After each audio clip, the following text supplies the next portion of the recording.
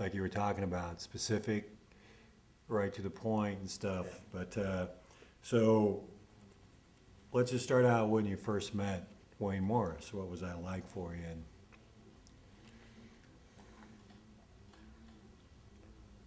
First met Wayne Morris 1970. Of course, I'd heard of him. Everybody had heard of him. Wayne Morris is one of the most famous men in United States, all over the world at that time.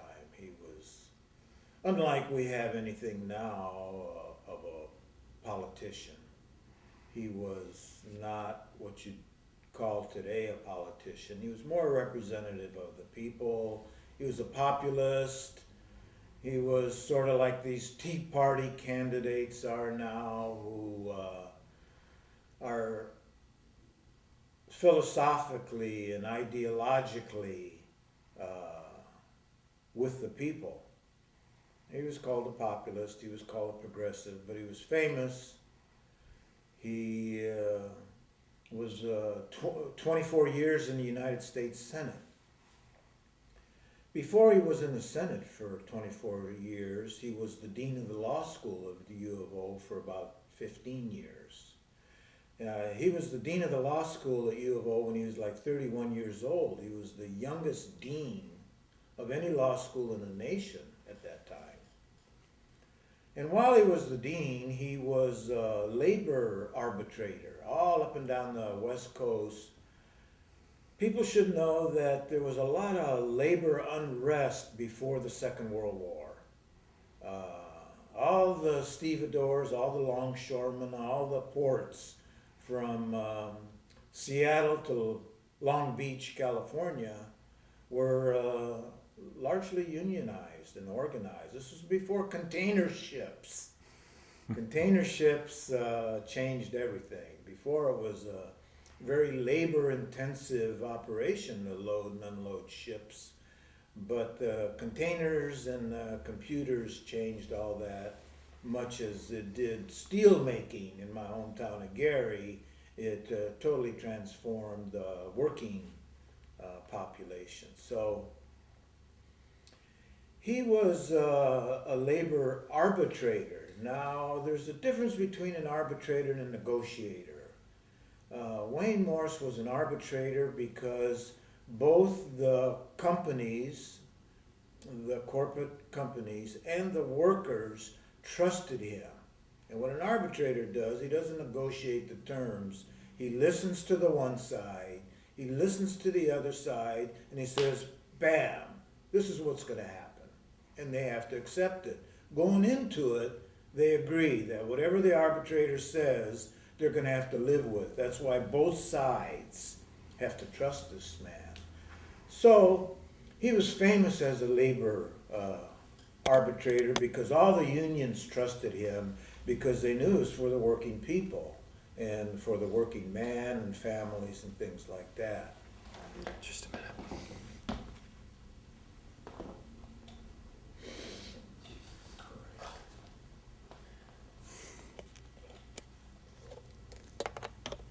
Weren't plugged in.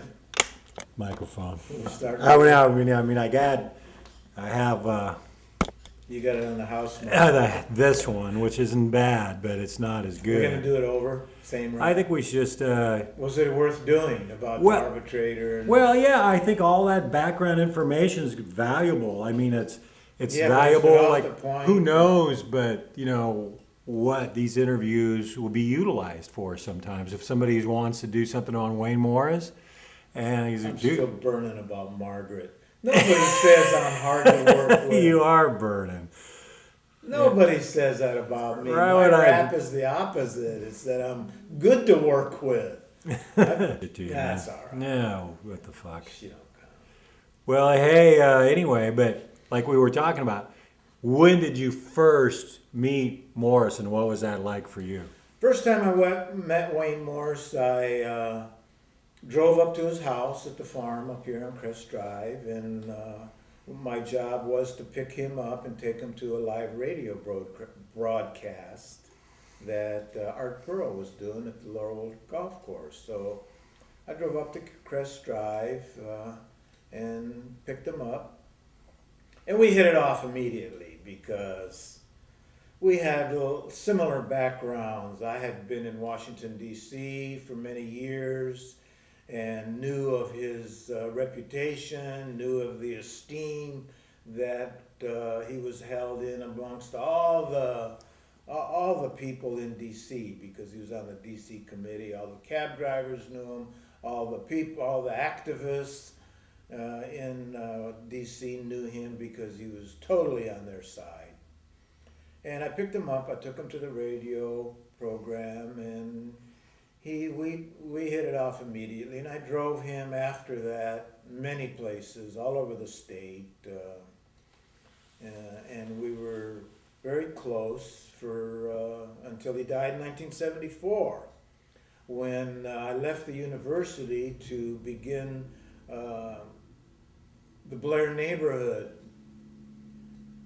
organization to do some grassroots activism down here in the Blair neighborhood. Though people, Art Pearl and others at the university were wondering why I would leave a cushion job at the university to come down and try to rehab and revitalize a raggedy neighborhood, he totally understood. And he supported me completely when I first opened our garage sale. He emptied out his barns and his outbuildings and stocked me with all kinds of interesting things that I never told anybody that they were Wayne Morse's things. I didn't want them buying them because they were Wayne Morse's things. I wanted to buy them to be utilized. So he told me about the Blair neighborhood and how Blair Boulevard, one of the only diagonals in the city of Eugene,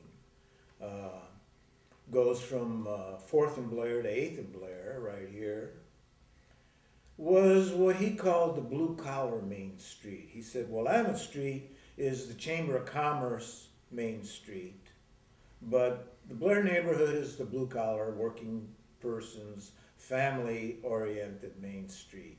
And that started me off on learning about the history of the Blair neighborhood, Blair Boulevard.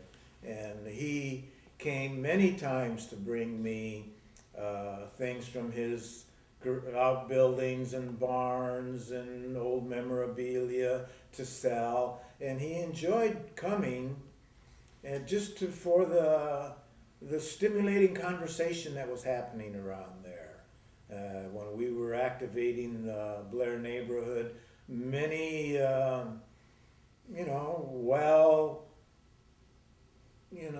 many accomplished people were around. Kesey, Andrew Weil, Hodads, people. We were trying to do something different from the corporate structure. It was called Back to the Land, or hippies, or freaks, or whatever you call it. There's people looking for a different way of living their life, different way of organizing their societies, raising their children, eating, the whole bit. Well, what was it like for Senator Morris to come down to the Blair neighborhood with all these freaks, as you call them, and sort of the contrasting sort of worlds that came together? I mean, what was that like? When Wayne Morris started coming down to the Blair neighborhood and started to get to know me, he was a bit intimidated by all these freaky looking people, although they loved him. He was always mobbed and well received by all these people. His reputation had preceded himself because he was, all the peace people and love people knew of him, but he didn't know them up close, but he was curious.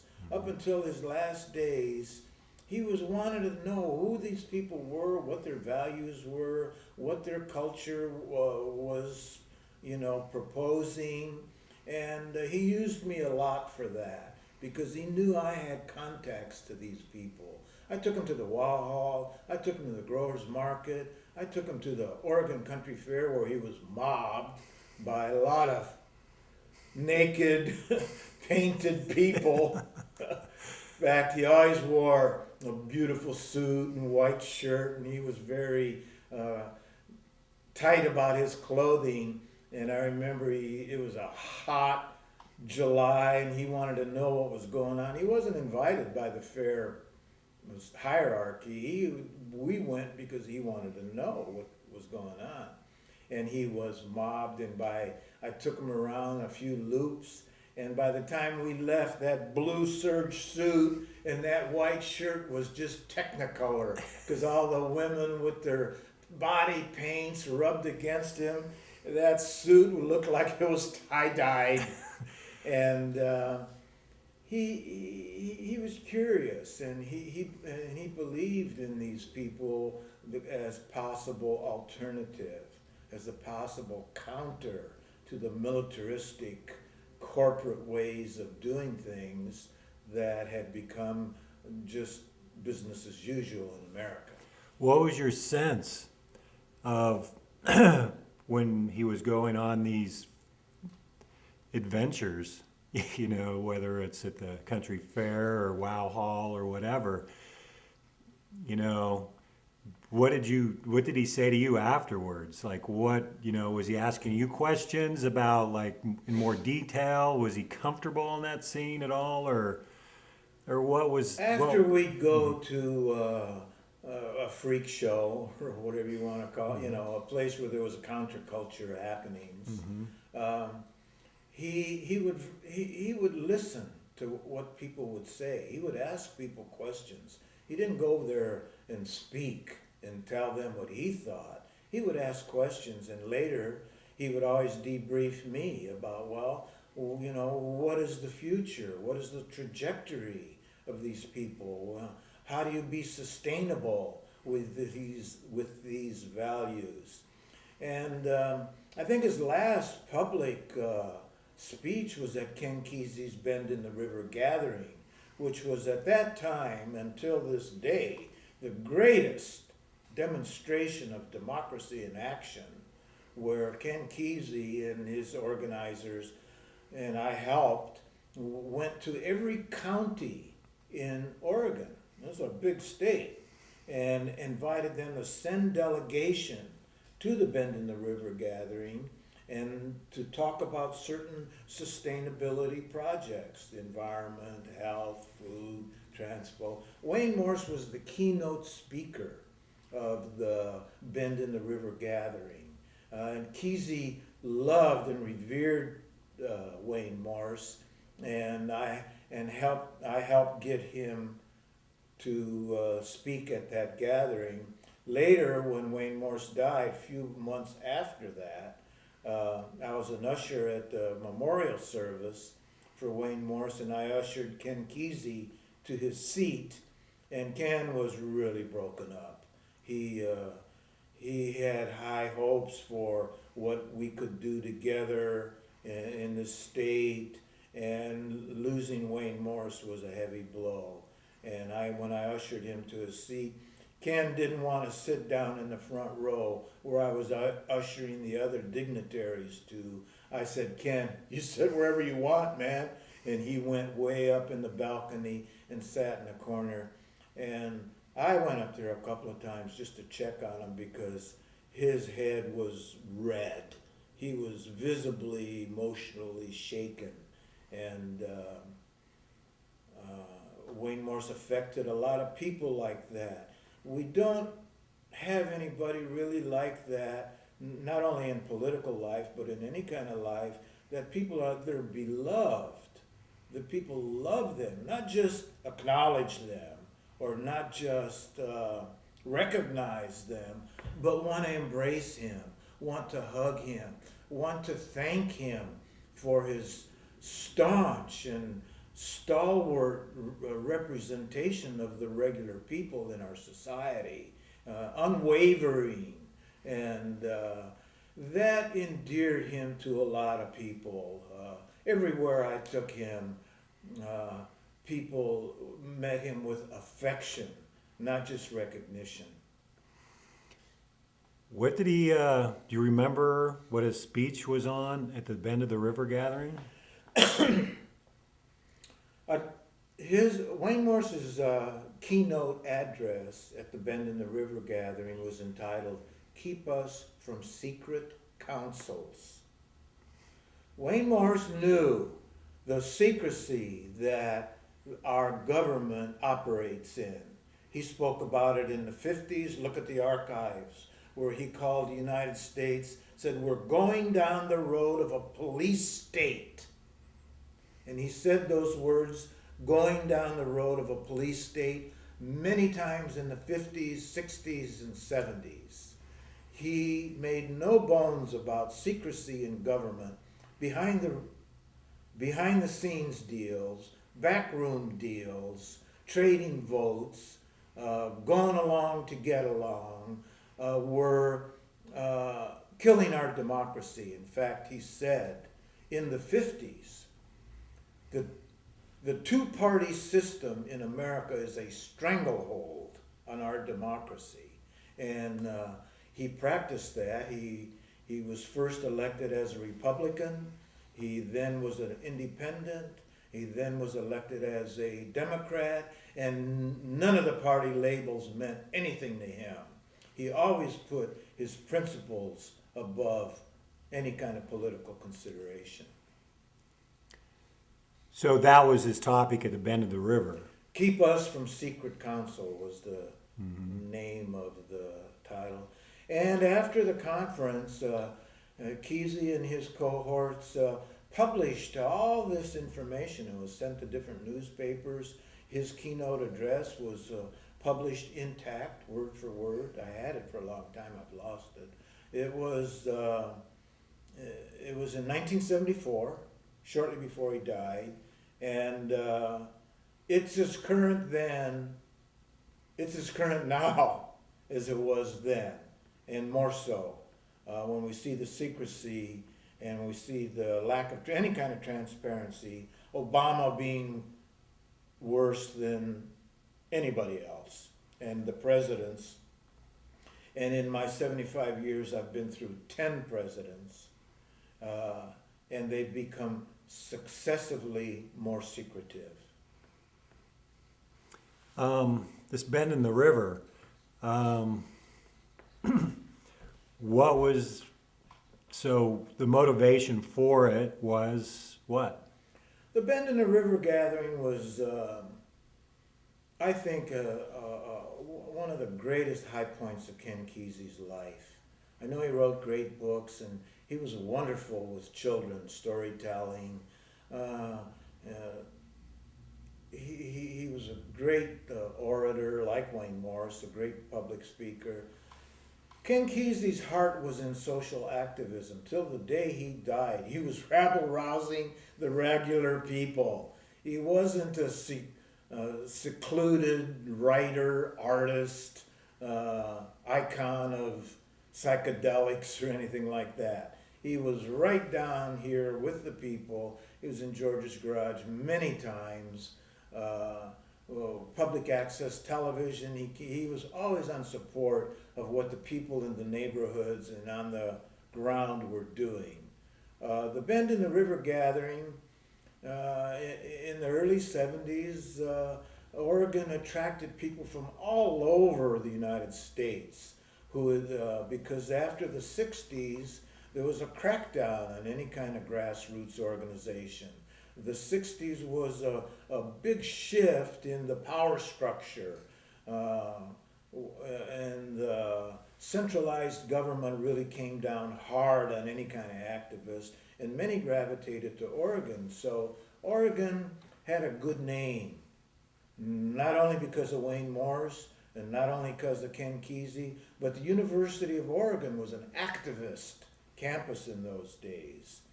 The president of the student body, Ron Ekus, went to North Vietnam during the Vietnam War, and he got a lot of flack for that. But we wanted to organize the whole state into a more sustainable situation.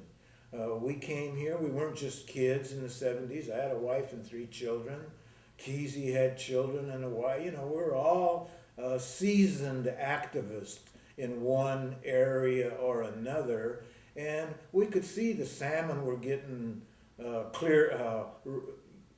cleaned out. The clear cuts in the forests were wiping out our natural resources. the topsoil, the Willamette Valley soil that was famous was being paved over. And we're looking for an alternative to that, a counter to those kinds of trends. And the Bend in the River Gathering brought together people from every county in Oregon on these subjects.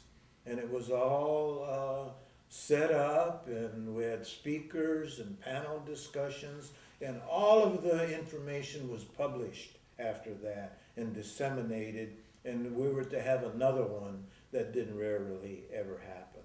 What happened with all this information? All this information is right now in the Kesey archives at the University of Oregon, in the Kesey collection.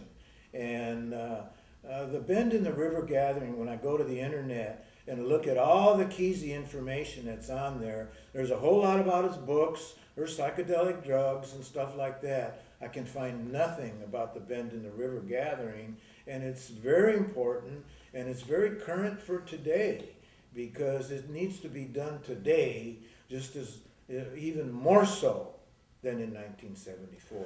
Well, after the Bend in the River Gathering, Break. with all that I got information. a break. Okay. Mhm. And when I came to Blair neighborhood, he was one of the people that really supported me. You know, some people saying, this raggedy ass neighborhood, you know, it's just rednecks, and, you know, they were all university and downtown oriented. Right. And in right. those days, this was River Road, or, you know, Yeah, right, right. It was the other side of the tracks. other side right? of the town, yeah. Yeah. The low class side of town. Not anymore, man. It's the hip side of the. Now it's Yeah, the man. fermentation district. Yeah. Yeah, it's definitely that. But he was really good to me. He brought me blueberry bushes, and anything I did, he'd show up. And anything he did, like Twister and all these creative, Big Thunder, and What was Twister? What are you talking Twister was fucking great. about? What? What was Twister? Twister, Kesey's Twister. Yeah. Rosie popped up a thing on it the other day, and I almost forgot. Twister was Kesey's adaptation of The Wizard of Oz. Very creative. He did performances at the Robinson Theater. He was good at shaking down the university for space. He did the hoo-ha at Mac Court. He did the Twister, you know, what he did at Mac Court. I remember because I did it with him. We did all the hoo-ha auditions in the George's garage. You know, he basically he put up flyers all around town that there was going to be poetry open mic, he called it the hoo-ha, at Mac Court. And then after it was all publicized, then he went to the university and got the, you know, said, well, it's happening. You're going to give your permission, right? And it was total chaos. Allen Ginsberg was there, Burroughs, Corso, there was people from all over came there, and there was no admission or anything. People all went in the morning. We were hanging out in Mac Court. We had a thing in the parking lot, and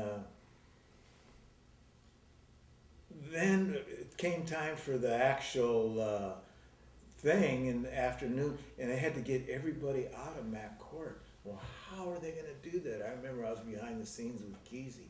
We got all these people in there. How are we going to get them out so that we can let them come in, you know, orderly and get $5 or something each from them or whatever? I don't know why we had to get everybody out, but we did. And Babs got together with Ginsberg, Allen Ginsberg, and Ginsberg got some kind of little harmonium or some kind of box, and he started going and they led everybody out of Mac Court with Ginsberg leading the way. And I didn't think it would work, you know, But they emptied Matt Court, and then we started getting people in a more orderly situation. But characteristic of how Kesey did things, he was head first. He just did it, you know, and you could join in and follow and contribute. He didn't want you just to follow, you know, you contribute, but he was total creative energy. Wasn't just a writer. He was just bursting with life and creativity, doing things different. And it's too bad he's just kind of got a rap as a druggie who wrote a couple of good books, you know. He was surely a lot more than that. He was not only a great parent, a great father. He buried one of his sons. I was at that burial at the farm, boy. And if I saw Kesey having hard times at Morse's memorial, when Kesey at his son Jed's memorial was a basket case, man. I went there with my son, who was only a few years younger than Jed, at the burial, and I took some big candles. I was, you know, they're this big and this tall. And as soon as he saw me, it wasn't because, you know, just his regard for me, but he saw that I was with my son, and he grabbed onto my son, and he just was kind of holding on. And we took the candles and we took them over to Jed's grave where Jed was going to be buried, and we lit those. They were this tall. Big candles, and I remember my son telling me, man, he was squeezing my arm hard, and he was a good man, Kesey. What about Kesey and Country Fair? Kesey was in the Oregon Country Fair is a long story. Kesey was, of course, one of the original people as I was there with Bill Wooten, Cindy Wooten, all the, you know, local people. And before we had the Oregon Country Fair out in Veneta, it was over here on Hawkins Heights. It was in West Eugene. And I helped organize that.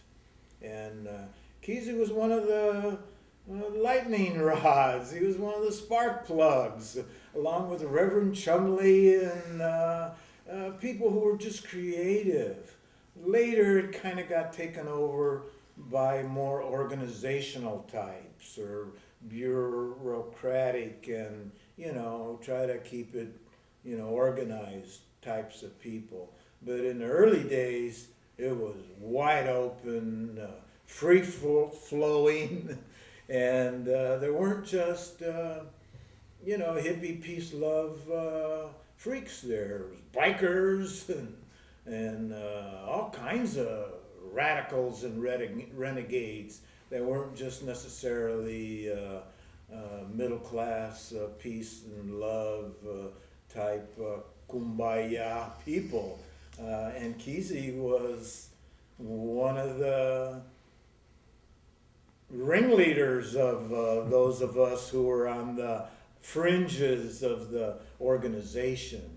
And when he left, it was with a lot of bitterness and rancor. I listened to him half the night, a couple of nights, saying how it's losing its spontaneity, it's losing its creativity, and becoming very organizational and very hierarchical, and people were abusing their power and doing power trips, and we had long discussions about power in general, how there's the use of power and the abuse of power, and how often people, when they get a little power, they get power drunk and power mad and just get addicted to it and hold on to it at all costs and want to perpetuate that privilege and that power. Look at the role of the United States in the last 100 years as a good example of that. Well, I heard that he gave a speech one of the last times he was there at the country fair out in Veneta, and how he was telling people to stay overnight because that's when the parties begin. And now people can't spend the night out there, and Well, and what do you do anything about that? Or well, yeah, I mean, in the early days, there was no such thing as a sweep. sweet. I mean, now there's a sweep that after the tourists leave and the gates shut down, the sweep comes through, and if you don't have an overnight pass, you're swept out. And he was very opposed to the sweep and very opposed to the way that the sweep was instituting that power, going into people's booths and checking in tents to see who was there, because it started out, the sweep was pretty casual. If you had any connects at all, if you were connected to anybody, you could avoid the sweep pretty, if you were knowledgeable. But it became to be an oppressive tool, and it was just one of the many things that he saw as being power-drunk organization, centralized, hierarchical system that he was saying was taking away the spontaneity, taking away a lot of the creativity, excluding people who didn't have money or connections, but yet had fresh, new ideas that were really needed in the discourse, in the mix, so that it didn't just become, peace and love hippies, but it embraced the bikers, the rednecks, all kinds of other people. What was in the early days in Hawken Heights? What was some of the musicians you had there? You remember? I don't remember their names, but in those days, there was a lot of music happening. There were a lot of bands. We had a lot of live music in the Blair neighborhood in George's Garage after we closed down, because we had live radio program. I had a little stage. David Paul, who's now the main stage at the country fair, honcho, he calls all the shots. I saw an interview that he did in the What's Happening Weekly, and the questioner asked David Paul, how did you get started in promoting music and, being a stage manager? He says, I plugged in my first 2 chords in George's Garage because Notary Sojak, Wheatfield, there were a lot of really good, not just, we shall overcome peace songs, but, let's stir it up type songs. And don't forget, in the early 70s, there was a lot happening musically. I heard the Dead played early on. The Dead played out in the parking lot at the country fair, and I was Kesey put me backstage to where all the family he called it the underdogs or the overdogs. It was, and I had a video camera then, and I shot video of all the people there. The parachute. They parachuted down to the stage, and Wavy Gravy was there. There was all kinds of people there.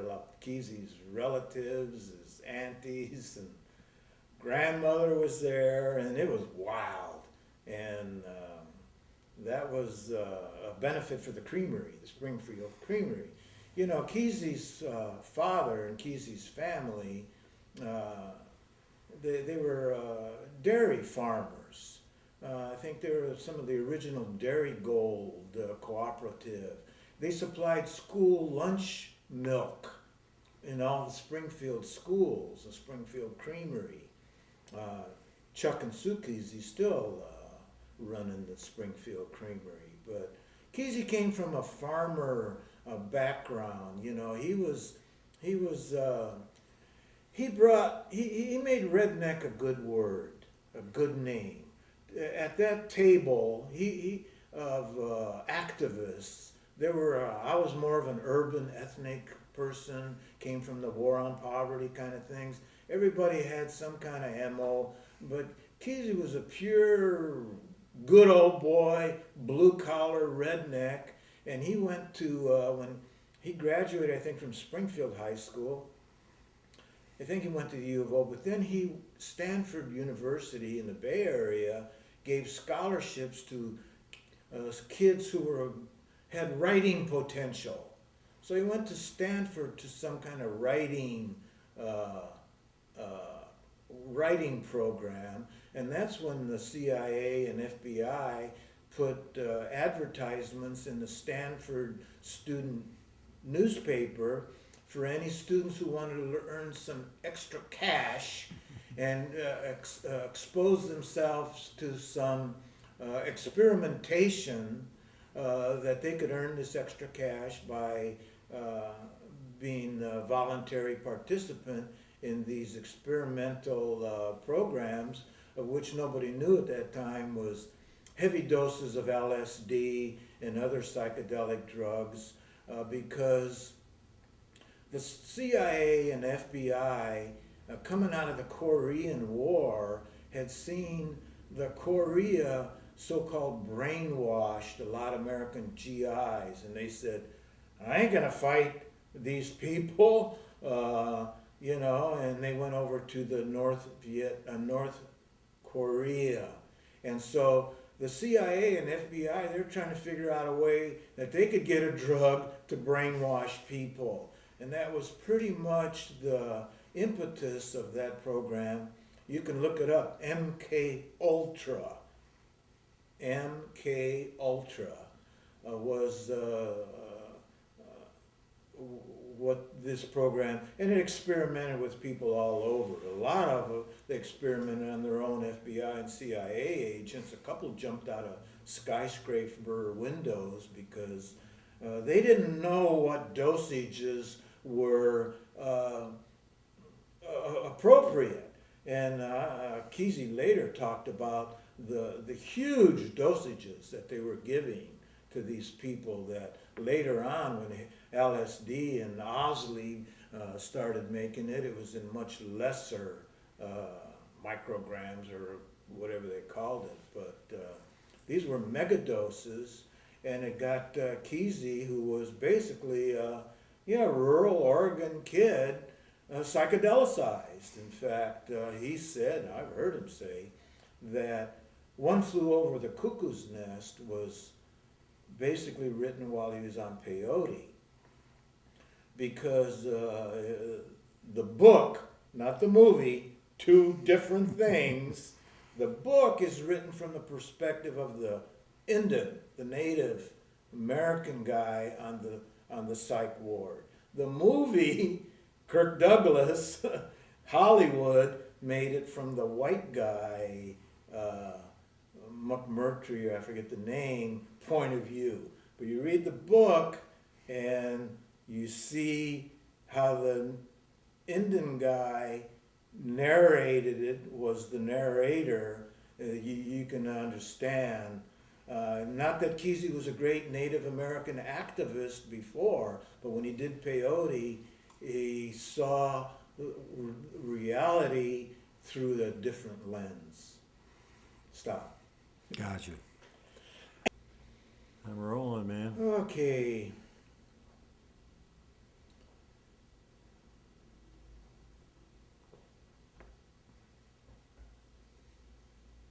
Wayne Morse was a special kind of guy.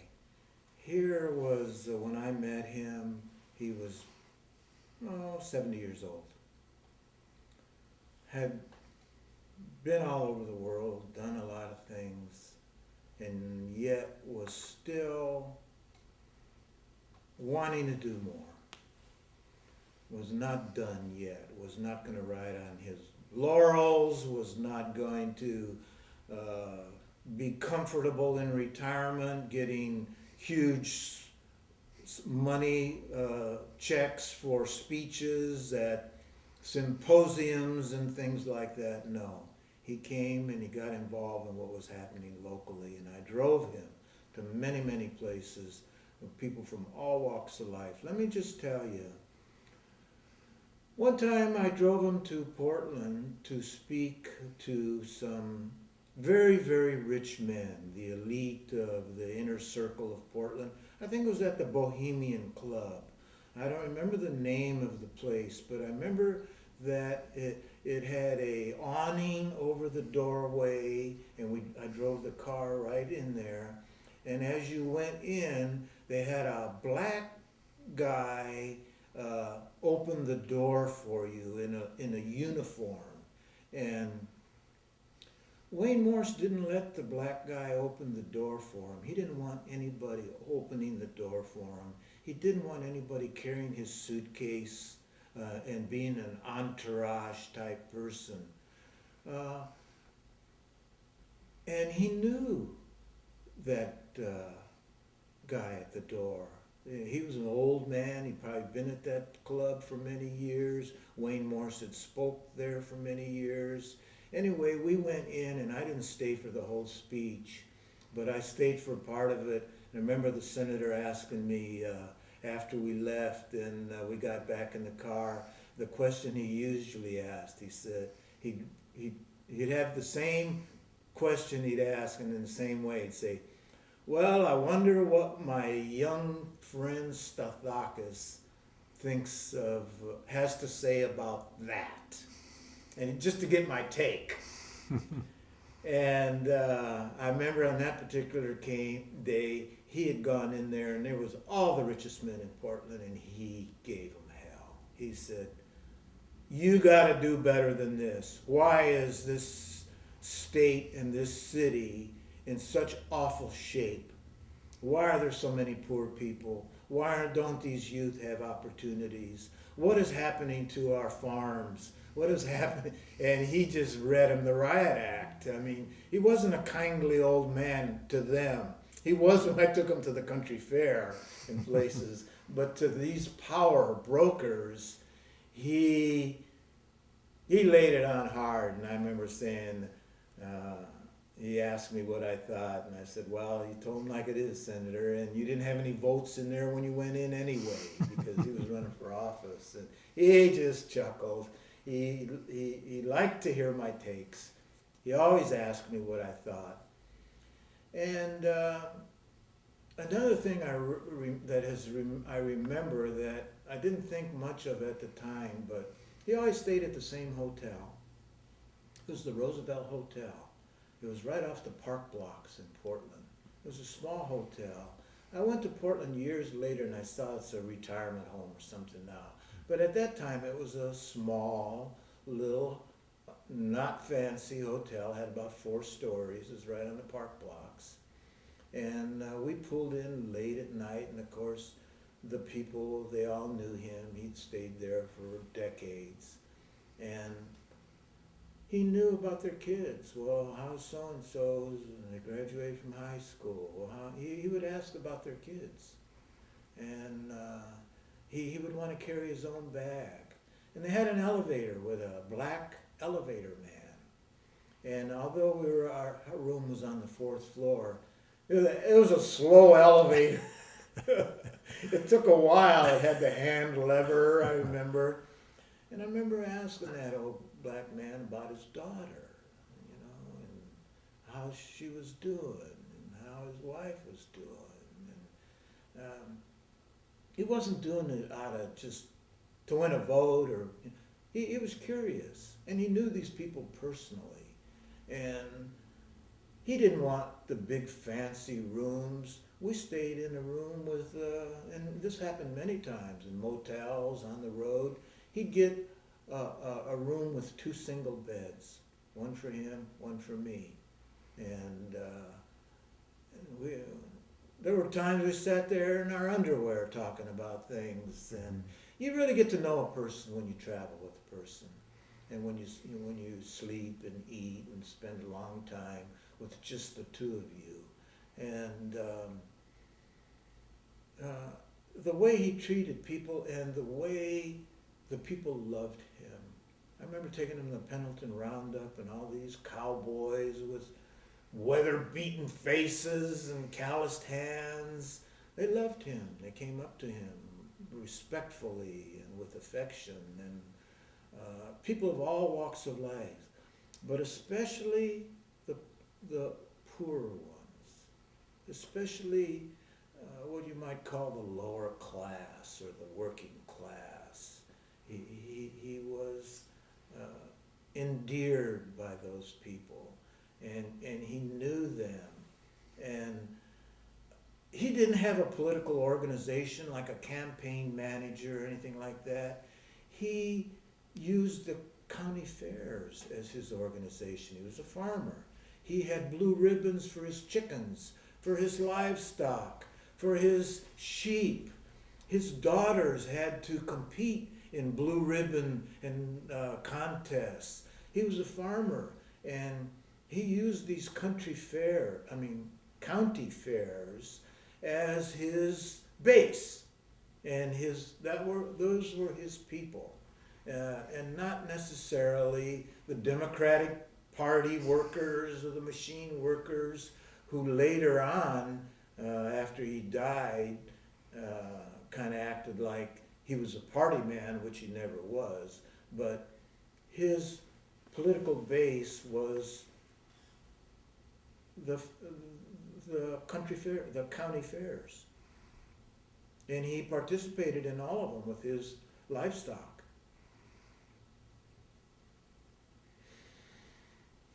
Who's what district did he represent? Well, as a senator, he represented the state of Oregon. Oh, that's right. Shit. Mm-hmm. He was never a congressman. His first elected political office was United States Senator. He had been a labor arbitrator for 15 years, and he was known. Incidentally, he beat an incumbent senator. Now these Tea Party Republicans are beating the establishment Republicans in some of the primaries. He won the Republican primary in 1944 against an entrenched opponent who was the sitting senator, and he had been governor, I think, before he was senator. He represented the whole aristocracy of the state, the Republican Party, and Wayne Morris beat him in the primary. And it was a groundswell thing at the time, much as I feel like is happening right now in 2015. 1944 was a pivotal point in United States history. Before 1944, there was a lot of activism, social movement activism. Henry Wallace was the vice president of Theodore Roosevelt, and he represented farmers. The farmers were a very radical, progressive movement in the 30s and in the 40s. In Wisconsin, where Wayne Morris was born and raised, in Wisconsin, especially, and the farmers and the industrial workers of the world, the Wobblies, the Progressive Party, these were very activist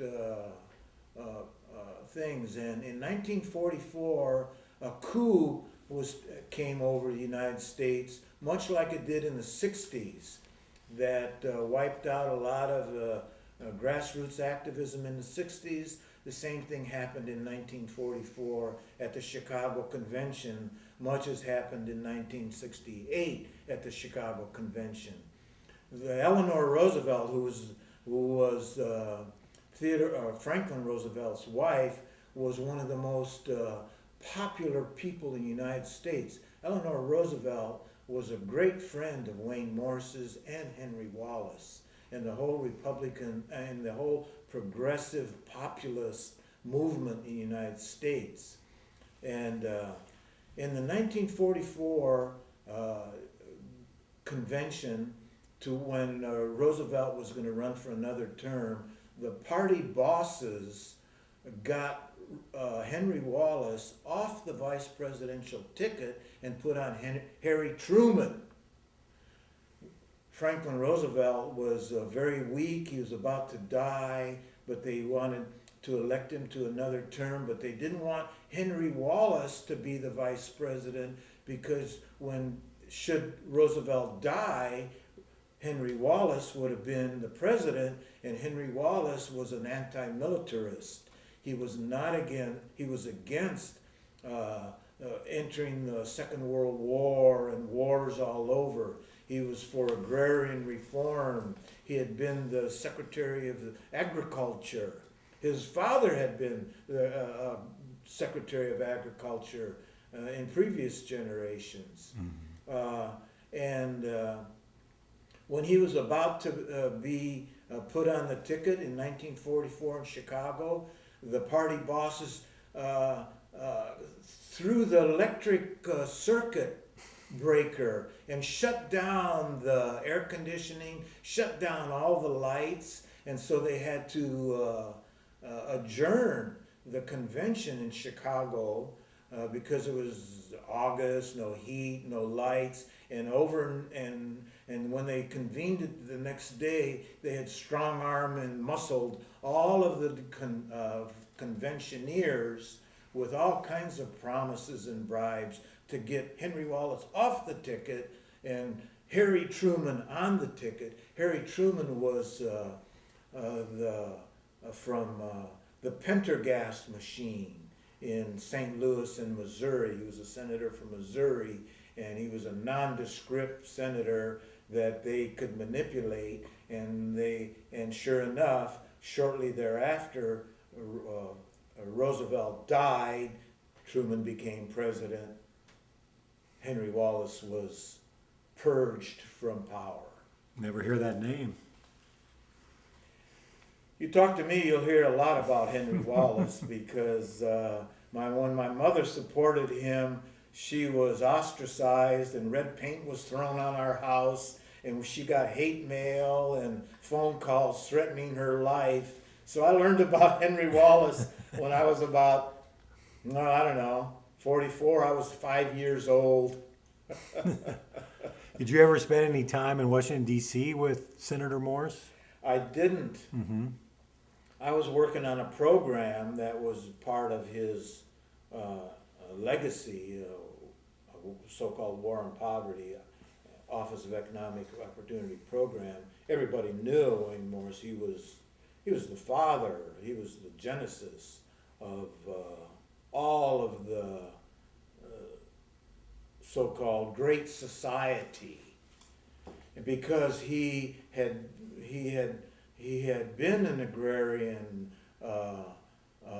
back to the land activist as a youth when Henry Wallace and the farmers and the Wobblies were very powerful, and they came up with a New Deal, they called it, after the so-called Great Depression, when the stock market crashed like it did here, and the banks were bailed out like they did here. At that time, yes, the banks were bailed out like they were now, but at the same time, what was called New Deal was put forward, which was public works, jobs for the people. In this case, Obama, yes, bailed out the banks, but didn't do the companion piece, which is jobs for the working people. Right. What I'm good. I think what we're going to want to get to, like tomorrow or whenever we do this next, is maybe how you've been involved with keeping,